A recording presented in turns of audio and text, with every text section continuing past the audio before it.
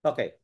Again, thank you so much for the presenter. No, the tips in preparation for research for thesis presentation is very important. No, right after doing all those sleepless night, no, analyzing the result of your proposal or your thesis and so on. Again, as I mentioned earlier, no, when preparing for a research or thesis presentation, it is essential to start by thoroughly understanding your research topic or title. No, the methodology, key findings, and implications. In some other state universities and colleges, or even the private universities and colleges, they must focus on the presentation of MRAD, no? Introduction, methodology, results, and discussions. So you need to develop a clear and concise narrative that effectively communicates the significance of your work, no, to your audience. No?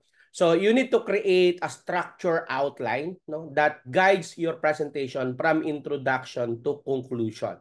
No? Highlighting the research objectives, methodology, results and discussions, and conclusions. So by in organizing your content in a logical sequence, you can ensure that your audience, no, follows your presentation and grasp, no, the key points effectively. Visual aids such as slides, no, charts, graphs, and diagrams, no, can significantly enhance the clarity, no, and impact of your presentation. You are advised not to use visuals strategically to illustrate complex concept, no, data trends, and key findings. Keep your slide uncluttered. No? Use a consistent design theme, no, and avoid excessive text. Again, visual aids should complement your verbal presentation and help reinforce, no, the main points you are discussing. Sabi nga kanina ni Sir, no, practice your presentation with the visual aids to ensure smooth transitions and effective use during the actual presentation. Engaging with your audience is critical for a successful research or thesis presentation. Ito lagi naman sinasabi, no, you need to maintain eye contact, no? Contact, no? Speak clearly and confidently. Kasi ako pag nininervyos, nag-speaker ako kahit at this na time na tagal ko na nagto-talk, no? Still talagang pag hanggang hindi ko pa nababawi yung kaba ko, ang bilis ko magsalita, no? Then siguro ang bilis kasing mag-release nung isip ko, kaya ang bilis ko ring mag-talk. Pero yon, kapag mga ganung presentation, it's too easy for it is important na kailangan natin i-consider yung audience, no? Kasi let's say, hindi naman lahat ganung kalalim yung understanding sa iyong proposal, no? May mga cases na statistics, yes, okay siya, yung panel mo. Pero kung ang presentation mo is related sa accounting, no? Kasi accountancy graduate ka, tapos gagamitan mo pa ng napakalalalim na terminology, o patay na, di po ba? So tama yung sinasabi ni Sir kanina. Okay? Engage your audience. No? Encourage audience participation through questions. Huwag kayong matakot. Discussions or interactive elements. No? Because we need to anticipate potential questions and be prepared to provide insightful responses. No?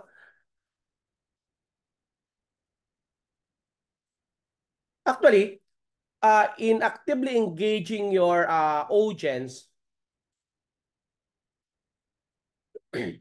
you can create a dynamic, no, and interactive presentation, no, that captivates, no, attention and foster discussions around your research. No?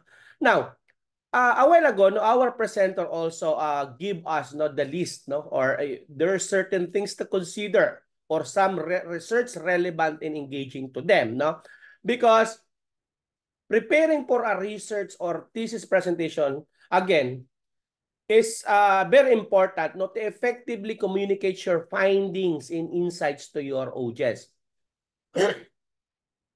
Important, no, number one, again, as I mentioned, and our presenter mentioned, know your audience, no. Understand who will be in the audience and tailor your presentation to their level of expertise and interest in the topic. No? Consider how you can make your research relevant and engaging to them.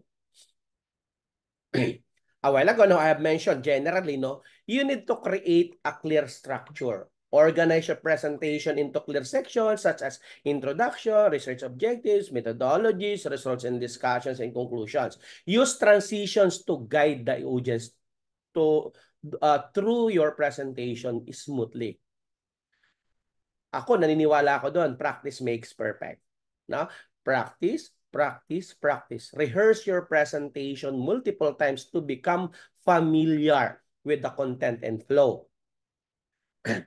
Actually, ako, nung time ko, nung college ako, no, I practice no in front of the mirror, nire-record ko yung sarili ko, no, or sa mga friend ko habang nag-uusap-usap kami, pinipresent ko siya. Di nag-aasa ko ng feedback. Sabi, ay, ang bilis mo magsalita. Oh, dapat ganito. Huwag mong tanggalin mo to, medyo technical. And so, kasi IT ang ano ko field ko, no? Again, in your visual aids, no, dapat ang slides nyo, yun nga, hindi masyadong maraming text. No? Kasi mas interesting kapag graphs, no? Kapag, let's say, kung trends yan, ano? Nakikita mo talagang may trends. Kung level siya, nakikita mo yung level niya, no? And so on. Stick to the essential points, no? Avoid unnecessary details, no? Kasi minsan sa sobrang dami natin sinasabi, parang ang layo naman doon sa nasa yung presentation. Keep it concise. No? Avoid overwhelming your audience with too much information. Focus on the key findings and insights of your research. No?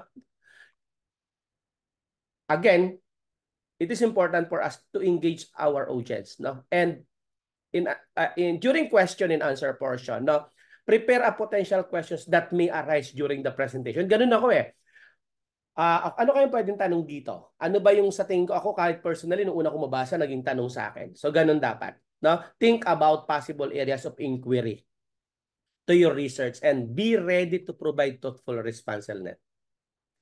Mahalaga rin po yung time management. No? Sabi nga ni presenter kanina, no? Sobrang haba. No? Practice delivering your presentation within the allotted time frame. No? It's essential to respect that constraint and ensures that you cover all key points without rushing or running over time. No? Okay?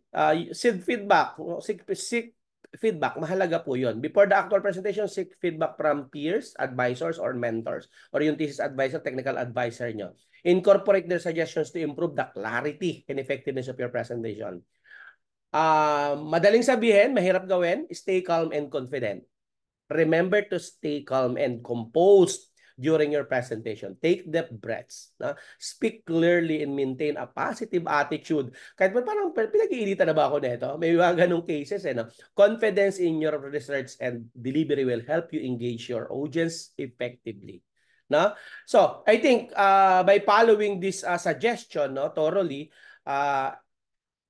and preparing thoroughly, you can deliver a compelling and informative research or thesis presentations that effectively communicates and work and engage your audience. So I think that's it for this topic. Thank you so much to the presenter.